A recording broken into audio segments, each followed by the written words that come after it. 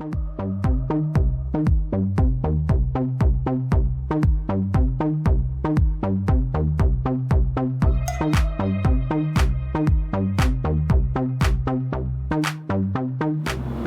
we played pretty solid. Obviously we left shots out there. Nobody's played to their potential just yet.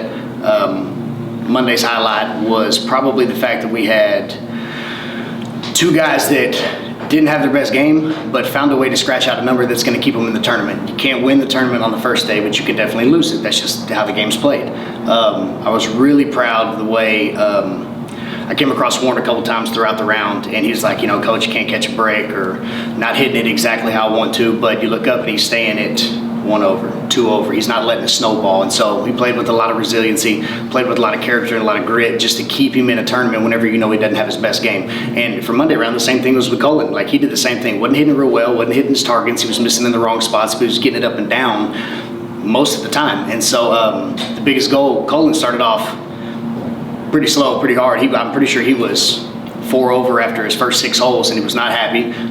And so we had a conversation about how well can you finish? How well can you keep yourself in the tournament after the first round? And I'm pretty sure he played his last 13 holes 1 under. And so to get those moments of resiliency, the moments of we're not quitting no matter what, like that's what you love to see coming up to the end of the spring, whenever the lights come on and conference goes. And our scholar athlete interviews with junior Warren Taylor. And Warren, tell me a little bit about your golf story. How'd you get into the game? I grew up around a bunch of people that played golf, and then I guess it was my dad that originally got me in the game. When I was younger, I was definitely interested in other things, and I was pursuing other things, and Dad would drag me out to the course, and finally kind of started showing an interest to it. And I would say the main thing that got me into golf was I was really into baseball, and we had a baseball season where it was just kind of the other kids weren't really trying as hard as maybe me, and there's some, a couple of the other kids that were really trying to win.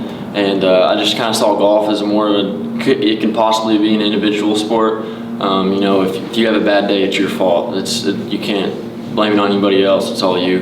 And that's one thing that I really liked about golf at the beginning. I think that's what got me into it. What's your favorite part of the game? I would say that's probably changed. Like I said, at first it was definitely being able to not having to rely on anybody else. If I go out there and do bad, I can't depend on anybody else.